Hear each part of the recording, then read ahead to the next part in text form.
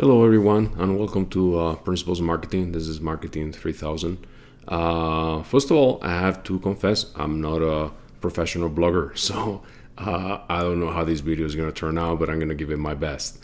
I'm going to try to go over a couple things. I wish I would have been there personally for the first meeting that we have face to face, but this is the best I can do at this moment. So I hope that you enjoyed the lecture. So, first of all, we're going to be doing introduction next week. So I'd like to get to know you. So next week we'll talk about, what your majors are, your minors, and, why you're taking this class. I know some of you are going to say it's just mandatory, but that's fine. I want to hear it. And then we'll talk about a couple other things. By yourselves and see if there's any ways I can actually customize the course to better fit your needs and expectations. We're going to be reviewing now the syllabus. We'll go very quickly through it. Now I'll give you a physical syllabus on our first class on January 29th. Until then, if you go to Canvas, hopefully you're already on Canvas if you're watching this video, you will find all the details right there. So you can also just go through those details, and if you have questions, just drop me an email, and I'll be happy to answer that email as soon as I can. I'm going to give you a quick introduction to Marketing 3000, exactly what your expectation should be, and I'm going to spend quite a bit of time talking about the marketing project that you have to do as a group. You have already been assigned to groups. So if you go into Canvas, you will see that there is a group that you have been already assigned to, and try to communicate with the rest of the individuals so that you start doing the group assignments. There's a couple group assignments you're supposed to be doing by next week, so that would be important. Now let's start with the syllabus. So hopefully you have the syllabus material in front of you. You have had a chance to review it. This is pretty much it. You have some a lot of information here. For example, as you all know, we're meeting on Mondays from 1:40 to 4:20. I have office hours every Monday from 11 to 1:30 p.m. My office is in Dwyer Hall, so it's in the third floor, actually right next to the closet. I'll be there waiting for you from 11 to 1:30. You have ways to contact me. Usually the emails, I will answer them within 24 hours. You're welcome to leave me a voicemail. I get my voicemails in my mobile phone, so if you leave me a voicemail, I should be able to address it within the next 6 to 8 hours, depending on where I'm at. Okay. Let me just quickly show you here. So that's all the information we talked about. So that's the book you're going to need. A lot of people are asking me, do I need to have the 13th edition or can I use the 12th, which is cheaper? You do need the 13th edition. I'm sorry, I know the books are expensive to rent and expensive to buy, but you will need the 13th edition. The reason is that the 13th edition has about 50 more pages than the 12th, and also the video cases that we're going to be using throughout the year changed quite a bit. So in order for you to get the best out of the most out of the course, you do need to use this 13th edition. Okay, on the grading, so the grade scale, you're familiar with it. Now this grading distribution you have here is not 100% complete. The reason being that I'm going to be giving you certain assignments through Canvas. To motivate you, I will give you points for those assignments. This is not included here. And there's many reasons for it. One of them is that this is the first time we use Canvas. This is also the first time that I'm trying to do this flipped classroom concept, which is that I give you stuff to study outside of the class by using this kind of videos. And I want to motivate you by doing certain things with points. Okay, so if you see 100% here, this will probably change. My guess would be that by the end of the course, you'll have about 120 points. So there's more to be added here. Now, closed room participation and engagement, very important. So yes, I do expect you to be in every single class, face-to-face or online. I expect you to participate as well. If for some reason you have to be one of those individuals that are extremely introvert, you do not like to talk in class, you have a chance to go into Canvas, and if you look under discussions, you will find different discussion points there you can answer those points, and then that will help you towards the participation grade. Also, you will have a part of your grade will be based on your work within the groups. So make sure that you participate with your group, because they will be evaluating a third of your total grade there. So at the end of the semester, I will ask you to fill up a peer review. That peer review will give me an idea how good you have been at working and collaborating in these type of matters. Okay, so that's very important. The group marketing projects, as you can see, is pretty heavy here. I have broken it down in many different milestones. The elevator pitch will be in, I believe, week 4, week 5. And we'll talk more about that later on. So we'll spend time talking about that, how to go about getting prepared for it. You also have to see here, you see 6 points. That's a group project outline paper. So what I have found in the past is that if I give you just a grade for your final paper, it's not enough. You are receiving the feedback when it's already too late. There is nothing you can do to make your paper any better. So therefore, I'm going to give you a chance to submit the outline. I will give you plenty and rich feedback on your outline, so that then when you do your paper, you have a better idea on what your paper looks like, if it's following the guidelines, my expectations, and therefore you have a better chance of getting a better grade. Okay, so that's why you have an outline there. And then of course you have the group project paper. You'll have more information if you keep going on the syllabus.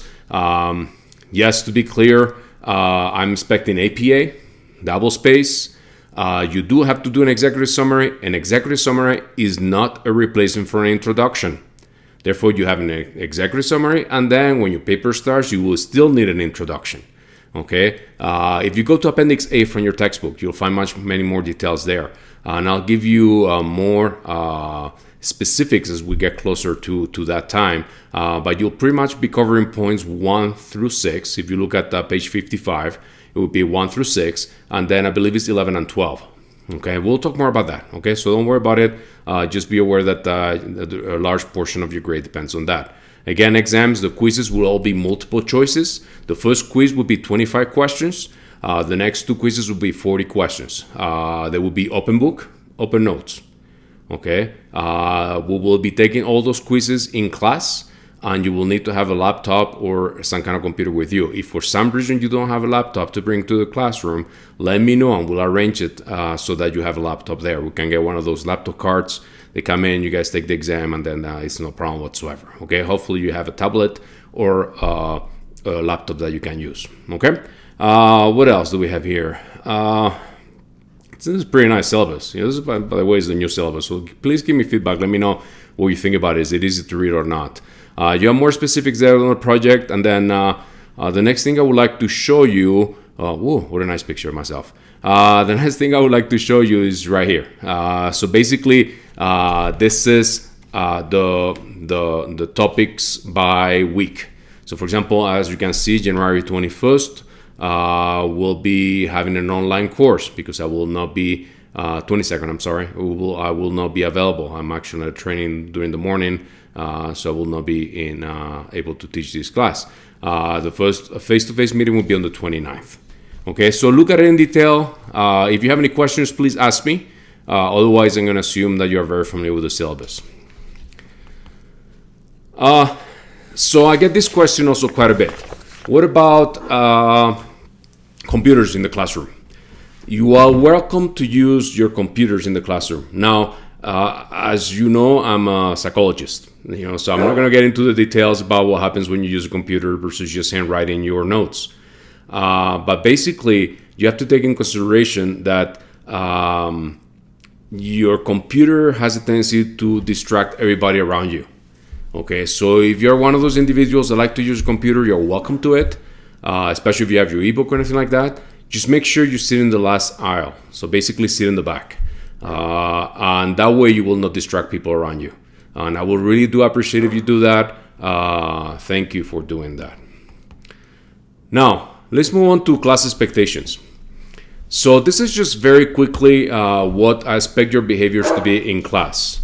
Okay, so my class expectations, I have very few rules. Okay, the other thing that I like to point out is that I expect everybody to be very civil to each other. I wrote my dissertation about this, so this is something I'm very sensitive about, which is incivility. Incivility is basically one of those things that we do. We may not even notice that we're doing them, but it does have a tendency to bother other individuals. It's very cultural, defined by culture, so it's very culture sensitive. But this is, for example, when somebody goes about to talk and somebody says, "Oh man, he's gonna talk again," it may be a joke, it may be humor. But what I would like to do is make sure that we're all very civil to each other. One of the reasons is because incivility has a tendency to escalate. So basically, this is a thing where something happens to you in the morning. By the time you get home and your dog comes across you, you just kick it because you lost your passion with the dog. Okay? I don't want you to be kicking your dog or your cat or whatever you happen to have at home. So I would rather we keep it civil. If I happen to make a comment that you don't believe was appropriate, just let me know. Again, it's very cultural, sensitive type of. So I would really appreciate any kind of guidance that you are able to provide me with. Okay, hopefully it won't be like this comic here where you don't think that this is a boring lecture. I'm trying to keep the lecture as active and positive and a little bit humorous as well. I like to use humor in my lecture, so hopefully you enjoy it. Okay, and the 2 hours and 40 minutes will go by very quickly.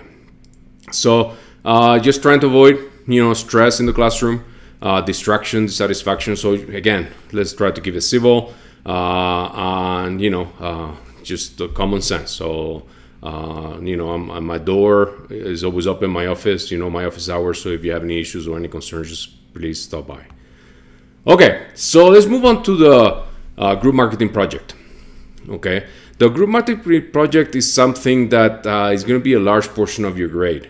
It is very important that you understand what I'm trying for you to do. And one of the things that, let me give you an example. I'm trying to get you to do a project on a product that you believe should be more successful than it really is nowadays. And I'm going to give you some examples. In the past, for example, the other classes I've done, there's a little envelope where you actually put a sandwich inside it. You can put it in the toaster and you get a grilled cheese sandwich by using your toaster. Very good product for like parents with kids when the kids get home early,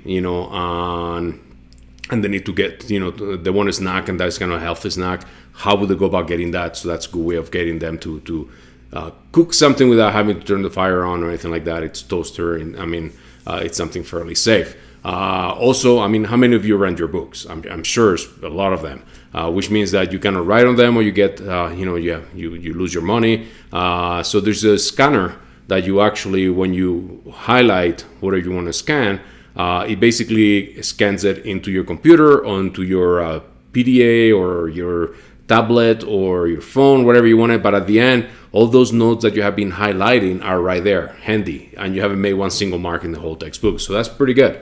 It's a good way to take additional notes and allows you to do a lot of things that maybe you could not do with a rental textbook because you may damage it. So here you can do everything and you have right there the summary very quickly. What else? We received, there's the tile. So tile has been something that has been used quite a bit. So it's the Bluetooth, how you go about finding your keys, stuff like that. Let me give you my specific example. So I love to cook, okay? And I cook quite a bit. As I may have mentioned, I have traveled pretty much all over the world. I have worked in and lived in many countries, so I learned from there. One of the things that I love to use is this thing called the tagine. And the tagine is this tool here, which basically allows you to cook quite a bit. So now here we're going to go through the 4 P's. If you remember, it's product, promotion, place, and pricing. Okay, so we're going to analyze the product based on these 4 things. So let's go with pricing first. So are people not using the tagine just because it's very expensive? Now, if you do a quick search, like I did here in Google, you will find that it starts at $19. I'm sure that with the sale, you can even get it cheaper than that. how much would you usually pay for a frying pan? It's about 15 to 20 bucks as well. So price is not really the reason why people are not buying more tagines. Now, if you look at the place, the availability where you go about buying your product, the tagine is widely available pretty much everywhere. It's online, but also it's in mortar and brick retailers. The World Market, they have them there. Recently, I was at Williams and Sonoma. They had all kind of there, even the very expensive ones. You also have video instructions, so it tells you how to do. So it's not really related with place. Now, could it be product? Could it be that, for example, when you're going to use it, sometimes you have to soak it a little bit, before you start using it, because it's made out of ceramic. If it changes temperatures very quickly, it may crack. So you have to soak it in water a little bit sooner. And is it because of that? I don't think so. Yes, the original ones are made out of terracotta, but actually, for example, Le Creuset has one that is made out of enamel cast iron. That one is not going to break. Okay, so I don't think it's actually the product itself. So my conclusion here would be that it's actually related with promotion. And therefore, if I was to look at the 4 Ps, my project on the tagine would be based on how do I improve the promotions so people are more aware of what the tagine does. So they will be able to know exactly how to use it. How do you reach those consumers? How do you make that pie of people that like to cook larger so that they include the tagine as one of their cooking utensils? So there's many things, as you can see all these questions here, that you would go about using to improve the sales of this product. Again, don't forget that when you are trying to improve a product or improve the sales of a product, you can do 2 things. One, you can make that pie larger, and you keep the same portion of sales, or which then it will be larger because the pie is larger. Or you can actually try to grab more parts of that pie. Another example here. This is Jim Bryan, my friend Jim Bryan. He's now in Boulder City, Nevada, and he figured out a way to put together these sidecar motorcycles, a motorcycle with sidecars, based on the old BMW with sidecars. He did a blend between availability of materials in China versus engines, and he was able to sell at a very affordable price. He was not able to sell as many as he thought. Why not? I mean, this is something that is pretty attractive. Anybody who likes motorcycles will tell you this is a very attractive motorcycle. So why wasn't he selling more? Okay. Let me give you an example. Velveeta. I mean, most of us have Velveeta maybe once during the Super Bowl. We add the Rotel, mix it all together, and it makes an excellent salsa. Your cholesterol goes up through the roof, but then you have 12 months to actually bring it down afterwards. There's actually super consumers of Velveeta. So there's people that use Velveeta in their veggies, in their pasta. They actually use it for cooking. That made the sales of Velveeta grow. Okay, so this is another way how you will go about improving this. Okay, so how do you improve sales? You grab more share within the pie that you're working with, or you make that pie larger. So you grab more share from the market that you are addressing, or you make the market actually even larger. Okay. So, quick definition of marketing. Marketing refers to the activity for creating, communicating, delivering, and exchanging, offering that benefits its customers, the organization, its stakeholders, and society at large. Think about this. We're going to talk more about this. But before we do that, you have an exercise in Canvas, which I would like you to actually pause the video now and go ahead and do. You have certain questions here. I want you to provide me examples of how the definition applies to you. How do you understand this definition? Very easy. You go through each one. Discover prospective customer. How will you do that? How will you actually go about discovering prospective customers? Okay, so go ahead. Do that exercise, and then we'll catch up with you shortly after.